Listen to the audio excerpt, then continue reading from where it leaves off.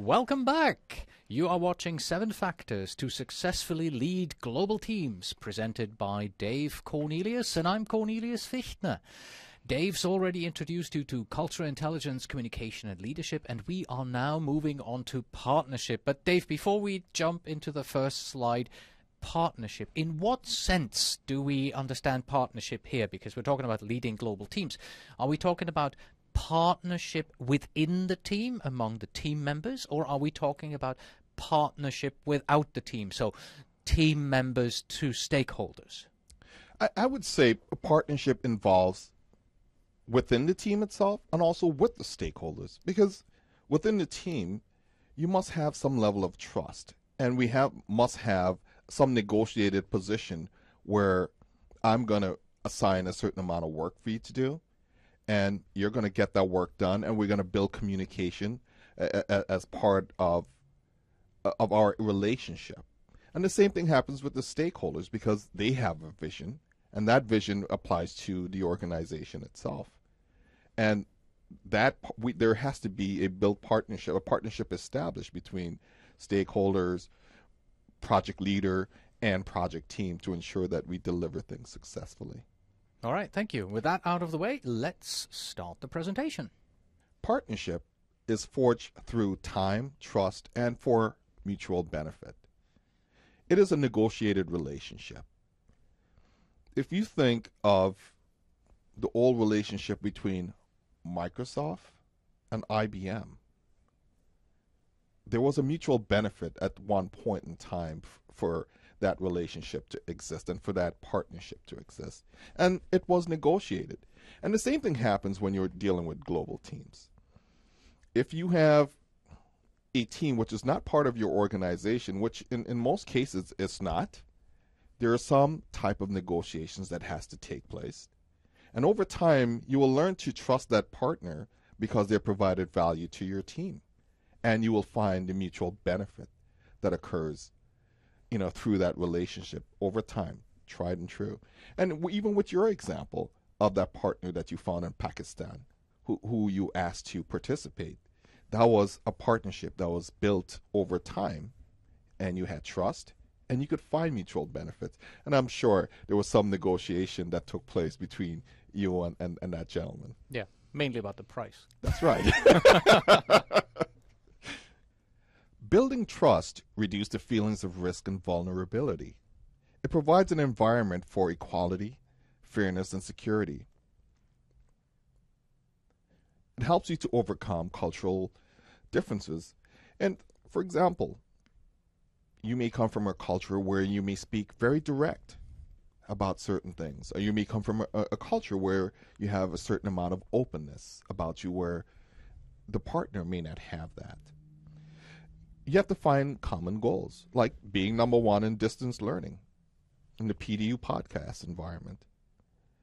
And you look at building mutual trust so we could interactively collaborate. Cornelius and Fichtner and Dave Cornelius, we're interactively collaborating on this project for 7 Factors to Successfully Lead Global Teams. That's a common example. In creating a collaborative advantage in the partnership, you have to create a joint value that each partner must nurture for mutual benefit. There has to be an incentive for the partnership to exist. And we have to really nurture our own special interests, because in every partnership there is special interests that each person or group brings to the relationship. We have to explore some common grounds to establish ways to work together, establish a shared vision. And the third component of this is creating or building a rule system. We define mutual obligations of how the organization will interact and how things are done. We'll list transactional or procedural elements of the arrangements, which may include commitment in different activities and resources. I will build a fender of the car and you will build a bumper. I will provide 3 resources and you would provide 2.5 resources.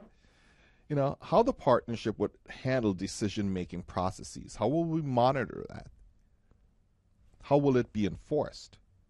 Those are very important when you establish a rule system. And also, performance standards. A lot of time in partnership, we forget to do that. And this is one critical element that we have to bring in to allow the partnership to work effectively, especially when you're dealing with global teams. This slide tells me to build a powerful community. What do you mean by that, Dave?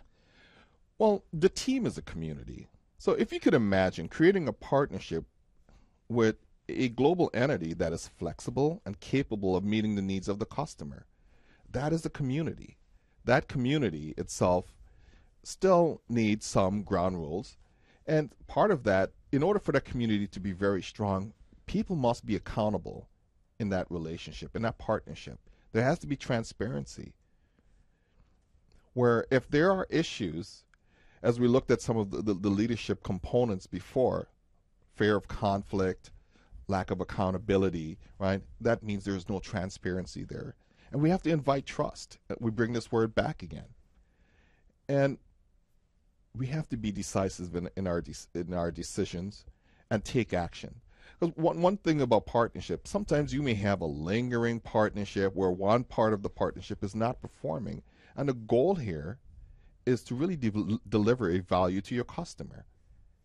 Within a strong community like that, within your team, which may include your team members, all the stakeholders, and even your external customers, this helps you to build the best product going forward. And that takes us to our final slide in the partnership factor that is important to successfully lead a global team, which is the teamwork on partnership. So my usual question to you, Dave, what do you want people to do with what they have just learned here in this module and apply it? First, I want you to think of how will you establish a trusting partnership with your team members, with your global partner, with your stakeholders. What steps will you take to accomplish that? How will you build a powerful community where everyone is working transparently and have a free exchange of information without fear of retribution? What steps would you take to hold people accountable? To ensure that, not that you tear them down, but you actually lift them up in the process and help them to be better so they could be a contributor to the team and not be a liability. And that's it for partnership. We'll see you again in the next module where we will talk about conflict management.